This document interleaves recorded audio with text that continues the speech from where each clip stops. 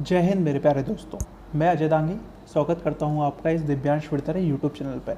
अगर अभी तक आपने इस चैनल को सब्सक्राइब नहीं किया है तो प्लीज़ सब्सक्राइब कर दें, लाइक शेयर और कमेंट करते रहें और ऐसे ही अपना प्यार बनाए रखें। सर, मेरी आप लोगों से गुजारिश है कि अगर आपने इससे पहले वाला मेरा लेक्चर नहीं देखा है इकोनॉमिक्स का तो प्लीज़ पहले उसको देखिए और तब इस वीडियो में आगे बढ़िए। अदरवाइज़ फिर भी अगर आप इस वीडियो में आगे बढ़ते हैं तो ये आपकी पूरी तरीके से ये आपकी रिस्क है, ठीक है, क्योंकि ये सब्जेक्ट हिस्ट्री नहीं है। ठीक है, आज मैं डिस्कस करने वाला हूँ कि इन्फ्लेशन के किस कौन कौन से टाइप्स हैं। इससे पहले वाले वीडियो में सर मैंने आपको बताया था कि इन्फ्लेशन का मतलब क्या है। हमने दो कॉन्सेप्ट के बारे में डिस्कस करा था इससे पहले वाले वीडियो में। मेक श्योर इससे पहला वाला वीडियो आपको समझ में आया होगा। आज मैं आपको टाइप्स ऑफ इन्फ्लेशन बताऊंगा, कुछ बहुत ही इंपॉर्टेंट टाइप्स हैं। तो सर वैसे इन्फ्लेशन को हमने 2 टाइप्स में डिफाइन करा गया है। अगर हम देखें तो इन्फ्लेशन को हमने कितने पार्ट्स में बांटा गया है, 2 टाइप्स में हमने इन्फ्लेशन को डिवाइड करा गया है। जो पहला टाइप है इन्फ्लेशन का वो है आपका कॉस्ट पुश इन्फ्लेशन। क्या है आपका कॉस्ट पुश इन्फ्लेशन? इसको हिंदी में बोलते हैं लागत जन्य स्फीति। क्या बोलते हैं? लागत जन्य स्फीति। ठीक है, इसको हिंदी में लागत जन्य स्फीति बोलते हैं। सर आपने पढ़ा था इससे पहले, इन्फ्लेशन का जो मतलब होता है वो होता है प्राइजेस का बढ़ना। क्लियर है जी? इन्फ्लेशन का मतलब क्या होता है? कीमतों का बढ़ना। अब एक कीमतें जो हैं वो किसके कारण है? तो सर जो कॉस्ट पुश इन्फ्लेशन है ना सर, ध्यान से देखिएगा, जो लागत जन्य स्फीति है इसमें कीमतों का बढ़ना सिर्फ और सिर्फ काय पे डिपेंड करेगा? कॉस्ट पे डिपेंड करेगा। किस पे डिपेंड करेगा? कॉस्ट पे। किसी भी चीज़ की कॉस्ट बढ़ने से क्या बढ़ा है? कीमतें बढ़ी। क्या बढ़ी हैं? कीमतें बढ़ेंगी। इसका कोई भी रिलेशन डिमांड से नहीं है। किससे नहीं है? डिमांड से। मतलब इससे पहले वाले वीडियो में मैंने आपको समझाया था कि इन्फ्लेशन कैसे डिमांड से बढ़ती है, कि इंसान की अगर डिमांड बढ़ गई तो क्या होगी? आपकी इन्फ्लेशन भी क्या हो जाएगी? आपकी बढ़ जाएगी। But sir cost push inflation में डिमांड का कोई भी रिलेशन नहीं होता। किससे? इन्फ्लेशन से। इसमें क्या होता है कि अगर आपकी कॉस्ट बढ़ गई तो क्या बढ़ जाएगी? इन्फ्लेशन भी बढ़ जाएगी। ठीक है, तो पेपर में क्वेश्चन आता है, आप 4-5 आपके ऑप्शंस दे दिए जाएंगे और लिखा जाएगा बताइए इनमें से कौन सा एक कारण कॉस्ट पुश इन्फ्लेशन का है। ध्यान से देखिएगा सर, इनमें पेपर में क्वेश्चन बोलेगा कि बताइए इनमें से कौन सा कारण किसका है? कॉस्ट पुश इन्फ्लेशन का। ठीक है, अब सर हम पहला कारण देखते हैं, इंक्रीज इन वेज रेट। पहला कारण क्या है? Increase in wage rate. Wage का मतलब क्या होता है सर? मजदूरी की दर। मान लीजिए आपके यहाँ पर पहले 3 लोग काम करते थे। कितने लोग काम करते थे? 3। और ये तीनों को आप 10-10 रुपये देते थे। कितने रुपए देते थे? 10-10 रुपये। और ऐसे करके आप कोई प्रोडक्ट को बनाते थे, जो प्रोडक्ट कितने का बनता था? 100 रुपये का। कितने का बनता था? 100 रुपये का।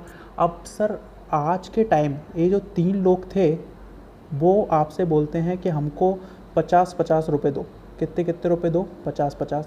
तो आप इनको अब कितने कितने रुपए दे रहे हो? 50-50 रुपये। तो आपने इनकी क्या बढ़ा दी? वेजेस रेट जो थी वो बढ़ा दी। तो बताइए कि आज भी आप 100 रुपये में प्रोडक्ट बेचोगे? नहीं बेचोगे। आज आपका जो प्रोडक्ट बेचेगा वो लगभग 500 रुपये में बेचेगा। तो जो प्राइस बढ़ी वो किसके द्वारा बढ़ी सर? वेज रेट इंक्रीज होने के द्वारा जो प्राइस बढ़ी उसको हम क्या बोलते हैं? कॉस्ट पुश इन्फ्लेशन बोलते हैं। क्या बोलते हैं? Cost push inflation. इसमें डिमांड का कोई भी रिलेशन नहीं है। किसकी क्या बढ़ा? वेज रेट बढ़ी, तो इससे क्या हुआ? आपका कॉस्ट पुश इन्फ्लेशन हुआ। Increase in price of raw material, बहुत सिंपल है। ठीक है, पहले मान लीजिए आप कोई भी एक प्रोडक्ट को बनाते थे, उसका जो रॉ मटेरियल था वो 50 रुपये का आता था। ठीक है, तब आप इस प्रोडक्ट को 100 रुपये में बेच देते थे। ठीक है, आज वो रॉ मटेरियल मान लो कितने का आ रहा है? 100 रुपये का। तो आज उस प्रोडक्ट को आप कितने में बेचोगे? 200 रुपये में। ठीक है, तो इस टाइप की इन्फ्लेशन को आप क्या बोलोगे? कॉस्ट पुश इन्फ्लेशन बोलोगे। ठीक है, किस में इंक्रीज होना? Price of raw material. Increase in rate of tax, बहुत ही इंपॉर्टेंट है सर। एक बार एसएससी ने क्वेश्चन पूछ लिया कि इन्फ्लेशन में बताइए टैक्स रेट का साथ क्या होता है? इंक्रीज होती है, डिक्रीज होती है। तो आपको रटना नहीं है इंक्रीज होती है कि डिक्रीज होती है। कहीं पर ये डिक्रीज होगी, कहीं पर क्या होगी? आपकी इंक्रीज होगी। ठीक है, तो होता क्या है सर, मान लीजिए पहले एक प्रोडक्ट कितने का बनता था? 100 रुपये का, और गवर्नमेंट ऑफ इंडिया इस पर कितना टैक्स ले लेती थी? 20 रुपये। कितना टैक्स लेती थी? 20 रुपये। और इस प्रोडक्ट को आप बेच कितने में देते थे? 150 रुपये में। ठीक है, अब गवर्नमेंट ऑफ इंडिया ने टैक्स की रेट क्या कर दी? बढ़ा के 50 रुपये कर दी। कितनी कर दी? 50। तो अब भी आप इस प्रोडक्ट को 150 रुपये में नहीं बेचोगे। अब आप इस प्रोडक्ट को कितने रुपये में बेचोगे? 200 रुपये में बेचोगे। ठीक है, तो इन्फ्लेशन 150 की चीज़ कितने में बेच रही है? 200 में, किसके कारण बेच रही है? बिकॉज जो रेट ऑफ टैक्स है वो क्या हो चुकी है आपकी, इंक्रीज हो चुकी है। तो कॉस्ट पुश इन्फ्लेशन में ये ध्यान रखना सर कि जो टैक्सेस की रेट है वो क्या हो जाती है आपकी, इंक्रीज हो जाती है, ठीक है। नेक्स्ट बहुत ही इंपॉर्टेंट पॉइंट है, पेपर में एक बार पूछा गया कि बताइए कॉस्ट पुश इन्फ्लेशन में इनमें से क्या होता है, एक्सपोर्ट होता है, इंपोर्ट होता है, ठीक है, कुछ भी नहीं होता है, या नन ऑफ द टाइप के ऑप्शन थे, ठीक है। तो अब सर मैंने आपको बताया था इससे पहले वाले वीडियो में कि इन्फ्लेशन के दौरान डिमांड ज़्यादा होती है और सप्लाई क्या होती है आपकी, कम होती है। इससे पहले वाले वीडियो हमने डिस्कस करा था कि इन्फ्लेशन में जो डिमांड होती है वो ज़्यादा होती है और सप्लाई क्या होती है आपकी, कम। याद करिए वो एग्जांपल कि 3 लोग थे और 8 कितने थे, मोबाइल फ़ोन। अब सर अगर आपने 3 फ़ोन में से भी, 3 फ़ोन थे आपके, 3 फ़ोन में से आपने 2 फ़ोन और क्या कर दिए, एक्सपोर्ट कर दिए। क्या कर दिया आपके, एक्सपोर्ट। तो बताइए आपने जो पहले मोबाइल 15,000 का बेचा था वो 15,000 का ही बेचेगा कि इससे ज़्यादा का बेचेगा? डेफिनेटली किसका, कितने का, इससे ज़्यादा का बेचने वाला है। मतलब कितने का बेचने वाला है आपका, वो 20 के, ठीक है। तो मतलब सप्लाई कम है और सप्लाई कम में भी अगर आपने उसमें से कुछ चीज़ें क्या कर दी आपकी, बाहर भेज दी, तो और ज़्यादा उसकी क्या बढ़ जाएगी आपकी, प्राइस बढ़ जाएगी, ठीक है। तो ये सब किसके एग्जाम्पल हैं आपके, कॉस्ट पुश इन्फ्लेशन के एग्जाम्पल हैं। आप इनको याद कर लेना, डायरेक्टली इनसे क्या आता है आपका एग्जामिनेशन में क्वेश्चन आता है, ठीक है। जो सेकंड टाइप है सर इन्फ्लेशन का, वो है आपका डिमांड पुल इन्फ्लेशन। क्या है आपका, डिमांड पुल, मांग जन्य स्फीति। अब सर एक ही चीज़ आपको याद रखनी है कि डिमांड जब भी लिखा है, डिमांड वर्ड जब भी लिखा है तो इसका मतलब है आपके हाथ में पैसा ज़्यादा आ रहा है। क्या ज़्यादा आ रहा है आपके हाथ में, पैसा ज़्यादा आ रहा है। सिर्फ आपको एक चीज़ याद रखनी है कि हर वो चीज़ जो आपके हाथ में पैसा ज़्यादा देगी वो सब की सब किसके अंडर आने वाली है, डिमांड पुल इन्फ्लेशन के अंडर आने वाली है। कैसे? पहली चीज़ है इंक्रीज इन इनकम। किस में वृद्धि होना, इनकम में वृद्धि होना। सर पहले आप जब छोटे थे, ठीक है, तो आप कौन सी घड़ियाँ पहनते थे, बच्चों वाली, कितने रुपए की, 30 रुपए की, 40 रुपए की। फिर थोड़े से आप बड़े हुए तब आपको थोड़ा बहुत पैसा मिलने लगा तो आप कौन सी घड़ियाँ पहनने लगे, 100-200 रुपये की घड़ियाँ पहनने लगे, ठीक है। फिर आप थोड़े से और बड़े हुए, ठीक है, तो आपकी इनकम बढ़ रही है। क्या बढ़ रही है आपकी इनकम, और इनकम बढ़ने के साथ साथ आपकी जो डिमांड है वो भी क्या होती जा रही है आपकी, बढ़ती जा रही है। तो जितनी ज़्यादा इनकम आपकी बढ़ जाएगी, जैसे आपकी जॉब लग जाएगी, मान लो जॉब लग जाएगी, तो फिर आप हो सकता है केसियो की घड़ी पहनने लग जाओ। फिर जॉब लगने के बाद आप खूब सारा पैसा कमाने लगो, करप्शन करने लगो, तो हो सकता है आप क्या कर दो, रोलेक्स की घड़ी पहनने लगो। तो आपकी जो डिमांड बढ़ रही है, ठीक है, वो किससे बढ़ रही है सर, इनकम के इंक्रीज होने से बढ़ रही है, ठीक है। और इनकम इंक्रीज हो रही है तो क्या हो रही है, परचेजिंग पावर बढ़ रही है। और अब मैंने आपको बढ़ाया था कि डिमांड के बढ़ने से क्या बढ़ती है, सीधे सीधे इन्फ्लेशन बढ़ती है। क्या बढ़ती है, इन्फ्लेशन। तो इन्फ्लेशन का बढ़ना किस पर डिपेंड कर रहा है आपका, डिमांड पर बढ़ रहा है। और डिमांड कैसे बढ़ रही है आपकी, इनकम से बढ़ रही है, ठीक है। अब देखो सर पॉइंट आ गया अगला, decrease in rate of tax. Sir examination में यही क्वेश्चन पूछा था कि बताओ डिमांड पुल इन्फ्लेशन में टैक्स की रेट इंक्रीज होती है कि डिक्रीज होती है। मैंने आपको एक चीज़ बता दी कि जब भी वर्ड डिमांड आए तो सर इसमें आपको सिर्फ एक चीज़ देखनी है कि कौन सी चीज़ आपके हाथ में ज़्यादा पैसा दे रही है, ठीक है। अब मान लीजिए सर आप 100 रुपये कमाते थे, कितने रुपये कमाते थे, 100। जब आप 100 रुपये कमाते थे, गवर्नमेंट ऑफ इंडिया आप पे 20% टैक्स लेती थी। कितना टैक्स लेती थी, 20%। आपके पास पैसे खर्च करने के लिए कितने बचते थे, 80। क्लियर है। पर गवर्नमेंट ऑफ इंडिया ने अब क्या करा, अब गवर्नमेंट ऑफ इंडिया आपसे कितना पैसा टैक्स लेती है, 10%। कितना टैक्स लेती है, 10%। अब आपके पास खर्च करने के लिए कितना पैसा बचता है, 90। तो बताओ डिमांड कौन सी कंडीशन में ज़्यादा होगी, 90 में कि 80 में? ऑब्वियसली बात किस में ज़्यादा होगी, 90 में। और अगर डिमांड ज़्यादा होगी तो क्या होगा आपका, इन्फ्लेशन बढ़ेगी। तो सर बिल्कुल सिंपल सी बात है, डिमांड पुल इन्फ्लेशन में टैक्सेस की रेट क्या होती हैं, डिक्रीज़ होती हैं। और कॉस्ट पुश इन्फ्लेशन में टैक्सेस की रेट क्या होती हैं, इंक्रीज़ होती हैं। क्लियर है चीज़। सेकंड पॉइंट है आपका decrease in rate of interest. बहुत ही सिंपल है sir, decrease in rate of interest. मैंने आपको एक चीज़ बताई है कि कोई भी चीज़ जो आपके हाथ में पैसा ज़्यादा दे, मान लीजिए एक बैंक बोले कि हम 1% रेट पे लोगों को लोन दे रहे हैं। कितने रेट पे, 1%। सर सबके सब उस बैंक के पास पहुंच जाएंगे तो भैया हमें ही पैसा दे दो। और सबके सब अगर बैंक के पास पहुंच जाएंगे तो सबके पास क्या आ जाएगा, पैसा। क्या आ जाएगा सबके साथ, पैसा। और जैसे ही पैसा आया, जैसे क्या आया, पैसा आया, ठीक है, तो वो क्या बढ़ाएगा, डिमांड, और डिमांड से क्या बढ़ेगी फिर आपकी इन्फ्लेशन बढ़ेगी, ठीक है। तो टैक्सेस की, इंटरेस्ट की रेट अगर कम होगी तो लोग बाग ज़्यादा क्या लेंगे, लोन लेंगे, क्या लेंगे, लोन, और लोन से ज़्यादा पैसा आएगा और पैसे से क्या बढ़ेगी, डिमांड, और डिमांड से क्या होगा, आपका इंटरेस्ट बढ़ेगा। क्लियर है चीज़। और सबसे बड़ा कारण sir, black money. Black money का मतलब क्या होता है, एक ऐसी मनी जिस पे आप टैक्स नहीं देते, ठीक है। मान लीजिए सर 100 रुपये आप कमाते थे, गवर्नमेंट ऑफ इंडिया आप पे 20% टैक्स लेती थी, खर्च करने के लिए कितने रुपए बचते थे आपके पास, 80, और आपने छुपा लिए, पूरा का पूरा पैसा आपने क्या कर लिया, छुपा लिया। अब आपने छुपा लिया तो गवर्नमेंट ऑफ इंडिया आपसे 20 रुपये लेगी नहीं, तो पूरा का पूरा पैसा क्या हो जाएगा, आपके पास बच जाएगा। पहले आपके पास खर्च करने के लिए कितने रुपए थे, 80, अब खर्च करने के लिए कितने रुपए हैं आपके पास, 100। तो ये क्या बढ़ाएंगे, डिमांड, और डिमांड से क्या बढ़ेगा फिर आपका इन्फ्लेशन, ठीक है। तो सिंपल से पॉइंट है सर, आपको ज़्यादा कुछ याद नहीं रखना। जब भी बात डिमांड पुल इन्फ्लेशन की हो, मांग जन स्फीति की हो, तो सिर्फ आपको एक चीज़ याद रखनी है कि कौन सी चीज़ हमारे हाथ में पैसा ज़्यादा दे रही है। आपको सिर्फ पैसा याद रखना है, वो गाना याद रखना है आपको, पैसा पैसा करने वाला, ठीक है। और कॉस्ट पुश इन्फ्लेशन की जब बात हो तब आपको डिमांड याद ही नहीं रखनी, आपको डिमांड, आपको सिर्फ वो चीज़ याद रखनी, कौन सी चीज़ से कॉस्ट बढ़ रही है, क्या बढ़ रही है आपकी, कौन सी चीज़ से कॉस्ट बढ़ रही है, ठीक है, वो चीज़ आपको याद रखनी है। कोई भी एग्जाम्पल पेपर में आपसे दे सकते हैं, पूछ सकते हैं, और पूछ सकते हैं बताइए इनमें से कौन सा एक कारण कॉस्ट पुश इन्फ्लेशन का है, वहाँ से पूछ सकता है कि बताइए इनमें से कौन सा एक कारण किसका है, आपका डिमांड पुल इन्फ्लेशन का है, ठीक है। तो ये बड़े बड़े टाइप्स हैं किसके, आपके इन्फ्लेशन के, जिन्हें आपको याद रखना है, ठीक है। सर अब एक और टाइप्स हैं इन्फ्लेशन के जो किसके बेसिस पे हमने डिफ़ाइन करें हैं, स्पीड के बेसिस पे। किसके बेसिस पे डिफ़ाइन करें हैं, स्पीड के बेसिस पे, कि इन्फ्लेशन की जो रेट है वो किस स्पीड पे बढ़ रही है, उसके बेसिस पे कुछ इन्फ्लेशन के टाइप्स हैं।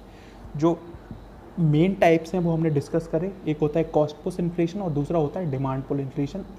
अब हमने इन्फ्लेशन को कुछ और टाइप्स में डिवाइड करा है, किसके बेसिस पे, स्पीड के बेसिस पे। ध्यान रखिए यहाँ से भी कई सारे पेपर में क्वेश्चन आते हैं, ठीक है। जो पहले टाइप की इन्फ्लेशन है उसको हम बोलते हैं क्रीपिंग इन्फ्लेशन। क्या बोलते हैं, क्रीपिंग इन्फ्लेशन। क्रीपिंग इन्फ्लेशन का मतलब होता है रेंगती हुई मुद्रास्फीति।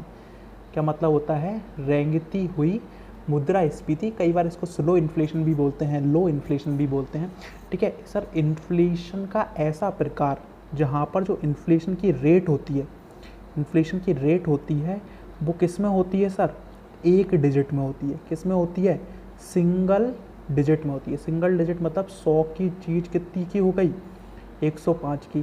कितना बढ़ी, 5%। 5% बढ़ी मतलब एक कैसी डिजिट है, सिंगल डिजिट। जब इन्फ्लेशन की रेट सिंगल डिजिट में हो तब हम ऐसी इन्फ्लेशन को बोलते हैं रेंगती हुई मुद्रास्फीति या क्रीपिंग इन्फ्लेशन।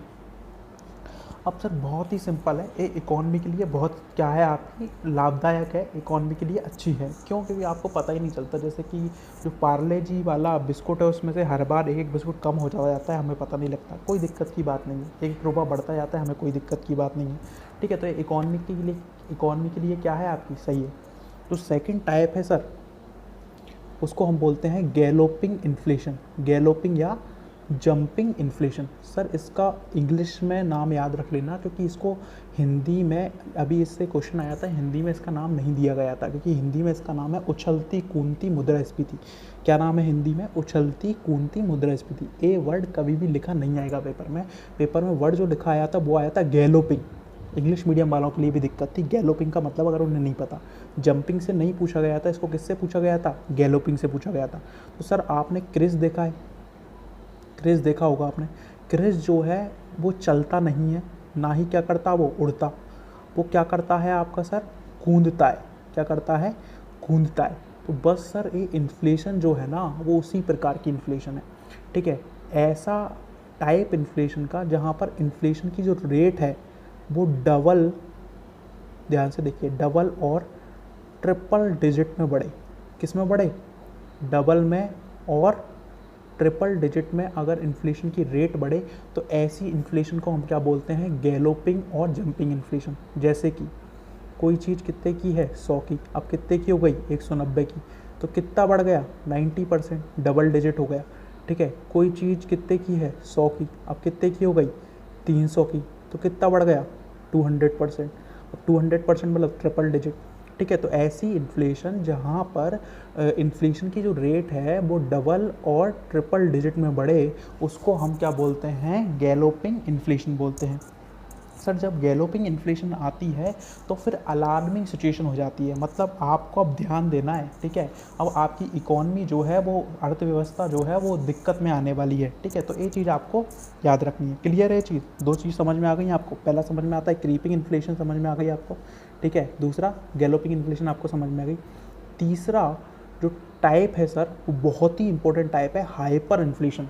कौन सा टाइप है आपका, हाइपर इन्फ्लेशन। हाइपर इन्फ्लेशन में क्या होता है सर, इन्फ्लेशन की जो रेट है वो इतनी ज़्यादा हो जाती है, ठीक है, कि जो मिलियन कहाँ तक पहुँच जाती है, आपकी मिलियन में पहुँच जाती है। एकदम से ही प्राइसेस इतनी बढ़ जाती हैं, ठीक है, जो पूरी इकोनॉमी को क्या कर देती हैं, बर्बाद कर देती हैं। ऐसी कंडीशन को हम बोलते हैं हाइपर इन्फ्लेशन। इसको हिंदी में बोलते हैं अतिस्फीति। क्या बोलते हैं हिंदी में, अतिस्फीति। जैसे कि 100 की चीज़ कितने में बेचने लगे, 1 लाख रुपए में बेचने लगे। कितने में बेचने लगे, 1 लाख रुपए में। तो ऐसी कंडीशन को हम क्या बोलेंगे, हाइपर इन्फ्लेशन आ गया। क्या कहा गया, हाइपर इन्फ्लेशन। इसके बहुत अच्छे एग्जाम्पल है सर। एक एग्जाम्पल है जिम्बाब्वे का। किसका एग्जाम्पल है, जिम्बाब्वे। सर जिम्बाब्वे में 2008-9 में होता क्या है, वहाँ पर इलेक्शन हुए और वहाँ पर जो कंटेस्टेंट खड़ा हुआ उसने लोगों से वादा करा। जिम्बाब्वे आपको पता ही है, एक अफ्रीका की बहुत ही गरीब कंट्री है। तो वहाँ के लोगों से उसने वादा करा कि मैं सबको करोड़पति बना दूंगा, मैं सबको क्या बना दूंगा, करोड़पति। अब सर मैंने बोला ना, जो गरीब लोग होते हैं, ठीक है, वो बड़ी जल्दी बातों में आ जाते हैं। किस में आ जाते हैं, बड़ी जल्दी बातों में। तो उसने बोला मैं सबको क्या बना दूंगा, करोड़पति। और सर उसने ऐसा नहीं करा कि वो झूठ बोला, जब वो जीत गया तो उसने सबको करोड़पति बनाया। क्या बनाया, सबको करोड़पति बना दिया। उसने आदेश दिया कि भैया छापो नोट। उसने अपने बैंक से कहा कि छापो आप तो खूब सारे नोट आप छापो। उसने खूब सारे नोट छाप दिए और सब में क्या बांट दिया, पैसा बांट दिया। अब सर दिक्कत ये आ गई कि लोग बाग बन तो करोड़पति गए, पर रहे सबके सब क्या, आपके गरीब। क्योंकि एक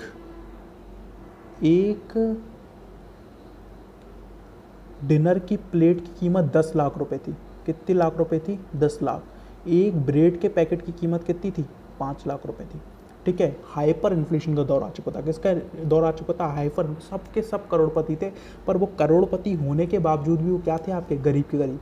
सर यहाँ पर एक चीज़ याद रखना सर, आप जो एक ऐसा रूल है, एक ऐसा प्रिंसिपल है इकोनॉमिक्स का, जिसकी जितनी ज़्यादा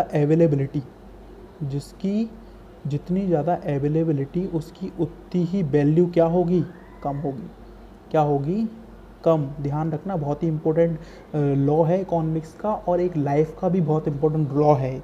जिसकी जितनी ज़्यादा क्या होगी, अवेलेबिलिटी होगी, उसकी उतनी वैल्यू क्या होगी, कम होगी। ठीक है, जैसे कि तभी आप सोचते होगे सर क्यों हमारा जो बैंक है आरबीआई, उसको पूरे के पूरे अधिकार हैं, वो बहुत सारा पैसा क्या कर सकता है, छाप सकता है। और क्यों वो बहुत सारा पैसा अगर छाप सकता है तो क्यों वो सबको पैसे छाप कर अमीर नहीं बना देता। क्योंकि सर दिक्कत पैसे की नहीं है, पैसा का कोई भी क्या नहीं है, आपका मोल नहीं है। जो इम्पोर्टेंट जो चीज़ मैटर करती है वो क्या है, आपकी वैल्यू। ठीक है, जो पैसा है उसकी क्या होनी चाहिए सर, वैल्यू होनी चाहिए। ठीक है, उसकी क्या होनी चाहिए, औकात होनी चाहिए। और औकात डिपेंड करती है अवेलेबिलिटी पे। किस पे डिपेंड करती है, अवेलेबिलिटी पे। अगर आरबीआई ने क्या बढ़ा दी, इसकी अवेलेबिलिटी बढ़ा दी, तो इसकी क्या घट जाएगी, वैल्यू, मतलब क्या घट जाएगी, इसकी औकात घट जाएगी। और जैसी औकात घटेगी क्या हो जाएगा, इन्फ्लेशन। आपने वो एग्जाम्पल देखा था मेरा, कौन सा वाला, डेयरी मिल्क सिल्क वाला, कि 20 रुपये की अब औकात नहीं है कि वो किसकी चीज़ खरीद ले, 100 रुपये की चीज़ खरीद ले। क्यों, क्योंकि अब क्या हो चुका है, मनी की अवेलेबिलिटी मार्केट में क्या है, आपकी ज़्यादा है। आप सोच रहे होगे कि पहले यार 100 रुपये में पूरा का पूरा एक घर बनाया जा सकता था। क्यों, पहले ऐसा क्यों होता था, क्यों, क्योंकि पैसे की अवेलेबिलिटी नहीं थी सर पहले इतनी। पैसे की जो अवेलेबिलिटी थी पहले क्या थी, कम, और पैसे की अवेलेबिलिटी थी तो पैसे की वैल्यू पहले क्या थी आपकी, बहुत ज़्यादा है। पर आज के टाइम 100 रुपये में आप 1 किलोमीटर सिर्फ जा सकते हो। ऐसा क्यों? क्योंकि पैसे की अवेलेबिलिटी क्या हो चुकी है सर, आपकी बढ़ चुकी है। ठीक है सर, यही चीज़ पूरी की पूरी ज़िंदगी में भी लागू होती है। ये जो रूल है सर इकोनॉमिक्स का, वो ज़िंदगी का भी क्या है आपका बहुत इंपॉर्टेंट रूल है कि सर जितनी ज़्यादा आपकी वैल्यू उतनी ज़्यादा आपकी इज्जत, जितनी ज़्यादा आपकी वैल्यू उतनी ज़्यादा आपकी क्या, इज्जत। और वैल्यू डिपेंड किस पे करती है, अवेलेबिलिटी पे। किस पे डिपेंड करती है, अवेलेबिलिटी। ये चीज़ हमारे लड़के भाई समझते ही नहीं है। ठीक है, उधर से एक मैसेज आता है, इधर से ये कर देते हैं 10 मैसेज, उधर से एक मैसेज आता है, इधर से कितने मैसेज कर देते हैं, 10, और फिर कहते हैं कोई हमारी इज्जत नहीं करता। तो सर इज्जत आज समझ लो, इज्जत डिपेंड करती है किस पे, वैल्यू पे, और वैल्यू डिपेंड किस पे करती है, अवेलेबिलिटी पे डिपेंड करती है। ठीक है, तभी कोहिनूर इतना महंगा हीरो क्यों है, क्योंकि दुनिया में वो सिर्फ क्या है आपका, एक है। क्लियर है ये चीज़ कि जितने ज़्यादा कोई इंसान की सप्लाई कम होगी उसकी वैल्यू क्या है आपकी, उतनी ज़्यादा बढ़ जाएगी। ठीक है, हाइपर इन्फ्लेशन समझ में आया। इधर से जो क्वेश्चन आएंगे वो इसके एग्जांपल से आएंगे। जिम्बाब्वे अभी रिसेंट में, वेनेजुला में हाइपर इन्फ्लेशन आई थी। ठीक है, नेक्स्ट टाइप है इन्फ्लेशन का, that is called core inflation. क्या है आपका, कोर इन्फ्लेशन। सर इन्फ्लेशन का एक ऐसा पार्ट, इन्फ्लेशन का एक ऐसा टाइप जहाँ पर हम दो चीज़ों को छोड़ देते हैं। किसको छोड़ देते हैं, 2F को छोड़कर सभी चीज़ों की प्राइस राइज देखते हैं। जितने भी गुड्स एंड सर्विसेज हैं उन सब में कीमतों का बढ़ना देखते हैं, सिर्फ दो चीज़ों को छोड़कर। किस किस को, फ्यूल को और फूड को। किसको छोड़ दो, दो चीज़ों को छोड़ दो, एक फ्यूल को छोड़ दो और किसको छोड़ दो, फूड को। मतलब पेट्रोल और खाने को छोड़कर जितनी भी चीज़ें हैं उनमें आप देख लो कि कितनी कीमत बढ़ी है। उस टाइप की इन्फ्लेशन को हम क्या बोलते हैं, कोर इन्फ्लेशन बोलते हैं। सर एक कॉन्सेप्ट जो है वो इंडिया के लिए बिल्कुल बेकार है। क्यों बेकार है इंडिया के लिए, क्योंकि इंडिया में जो इन्फ्लेशन मेनली आती है वो फूड और फ्यूल में ही आती है। मतलब यहाँ पर पेट्रोल महंगा होता है या खाना महंगा होता है। ठीक है, क्योंकि ये प्रॉब्लम कहाँ पर नहीं आती, जो वेस्टर्न कंट्रीज़ हैं, अमेरिका वगैरह हैं, वहाँ पर किसकी दिक्कत नहीं है, फ्यूल की दिक्कत नहीं है, और किसकी दिक्कत नहीं है, फूड की। तो इन दोनों में वहाँ पर महंगाई नहीं आती, इन दोनों में वहाँ पर महंगाई नहीं आती। तो वो इस चीज़ को हटाकर जिन चीज़ों में महंगाई आ रही है उसको वो क्या करते हैं, आपका लिख लेते हैं। और ऐसी इन्फ्लेशन को हम क्या बोलते हैं, कोर इन्फ्लेशन बोलते हैं। क्या बोलते हैं, कोर इन्फ्लेशन। ठीक है, तो समझना, पेपर में अगर क्वेश्चन आता है कोर इन्फ्लेशन क्या है, तो आप सिर्फ इतना ध्यान रखना कि उसमें से 2F को हटा देते हैं। किस किस को, फ्यूल को और फूड को। हटाने के बाद जो इन्फ्लेशन बचती है उसको हम क्या बोलते हैं, कोर इन्फ्लेशन। सर बहुत ही इंपॉर्टेंट टाइप ऑफ इन्फ्लेशन, बहुत इंपॉर्टेंट, लिख लो। 2020 के पेपर में आपका एक क्वेश्चन आएगा, स्टैग इन्फ्लेशन। क्या है आपका सर, स्टैग इन्फ्लेशन। ध्यान से समझना सर। सर जो स्टैग इन्फ्लेशन है दो वर्ड से मिलकर बना है। पहला है स्टैग्नेशन और दूसरा है इन्फ्लेशन। दूसरा वर्ड कौन सा है आपका, इन्फ्लेशन। स्टैग्नेशन का मतलब क्या होता है सर, रुकावट। स्टैग इन्फ्लेशन का मतलब क्या है आपका, रुकावट। और इन्फ्लेशन का मतलब तो जानते हो आप कि कीमतों का बढ़ना, प्राइस राइज। सर एक ऐसी कंडीशन कि जहाँ पर अनएम्प्लॉयमेंट भी हो, क्या हो, अनएम्प्लॉयमेंट। अनएम्प्लॉयमेंट मतलब बेरोजगारी। आप तो बहुत अच्छे से जानते होंगे इस वर्ड को। ठीक है, क्या बोलते हैं, एक ऐसी कंडीशन जहाँ पर बेरोजगारी क्या हो, ज़्यादा हो, और बेरोजगारी के संग कीमतें भी क्या हो आपकी, बढ़ जाएं। क्या बढ़ जाएं, कीमतें। मतलब एक ऐसी कंडीशन जहाँ पर इन्फ्लेशन के साथ साथ अनएम्प्लॉयमेंट भी बढ़ता है। किसके साथ साथ, इन्फ्लेशन के साथ साथ अनएम्प्लॉयमेंट भी बढ़ता है। उस कंडीशन को हम क्या बोलते हैं, स्टैग इन्फ्लेशन बोलते हैं। क्या बोलते हैं, स्टैग इन्फ्लेशन। ध्यान से सुनिए सर, बहुत ही इंपॉर्टेंट है। ऐसी कंडीशन जहाँ पर प्राइसेस के बढ़ने के साथ साथ अनएम्प्लॉयमेंट भी क्या होता है आपका, बढ़ता है। इसको हम क्या बोलते हैं, स्टैग इन्फ्लेशन बोलते हैं। सर एक जनरली, किसकी बात कर रहा हूँ मैं, जनरली ध्यान रखना। जब इन्फ्लेशन आती है, जब इन्फ्लेशन क्या होती है आपकी, आती है, मैं स्टैग इन्फ्लेशन की बात नहीं कर रहा, आप ध्यान रखना। जब इन्फ्लेशन आती है तो अनएम्प्लॉयमेंट जो है वो कम हो जाता है। क्या हो जाता है, कम। ऐसा एक फ्लिप्स कर्व बोलता है। क्या बोलता है, फ्लिप कर्व। इससे नेक्स्ट वाले वीडियो में मैं आपको सब कर्व्स के बारे में डिस्कस करूंगा। जितने भी कर्व्स होते हैं मैं सब के बारे में बताऊंगा, फ्लिप्स कर्व के बारे में बताऊंगा, चिंता मत करना। जनरली क्या होता है, इन्फ्लेशन जब आती है तो अनएम्प्लॉयमेंट क्या हो जाता है, कम हो जाता है। पर स्टैग इन्फ्लेशन एक ऐसा प्रकार है इन्फ्लेशन का, जिसमें इन्फ्लेशन के साथ साथ अनएम्प्लॉयमेंट की रेट भी क्या होती है, आपकी हाई होती है। इस टाइप के इन्फ्लेशन को हम क्या बोलते हैं, स्टैग इन्फ्लेशन। पेपर में डायरेक्ट क्वेश्चन आएगा कि बताइए स्टैग इन्फ्लेशन इनमें से कौन सा प्रकार है, तो आपको टिक लगाना है कि जिसमें प्राइसेस भी बढ़ती हैं और अनएम्प्लॉयमेंट भी क्या होता है, बढ़ता है। सर इसमें एम्प्लॉयमेंट भी आ सकता है, अनएम्प्लॉयमेंट की जगह क्या लिखा, एम्प्लॉयमेंट। आप कंफ्यूज मतलब रटना मती। अब अनएम्प्लॉयमेंट बढ़ रहा है मतलब क्या हो रहा है, एम्प्लॉयमेंट क्या होगा, कम होगा। कि स्टैग इन्फ्लेशन ऐसी सिचुएशन है इसमें प्राइसेस क्या बढ़ने के साथ साथ एम्प्लॉयमेंट कम होता है और अनएम्प्लॉयमेंट क्या होता है, आपका बढ़ता है। ठीक है, तो सर ये क्या हैं आपके इन्फ्लेशन के, क्या हैं आपके टाइप्स हैं। ठीक है, hope you enjoyed my lecture. इसके नेक्स्ट लेक्चर में मैं आपको बताऊंगा इन्फ्लेशन के कौन कौन से इम्पैक्ट हैं। ठीक है, उसके बारे में हम डिस्कस करेंगे। Thank you so much.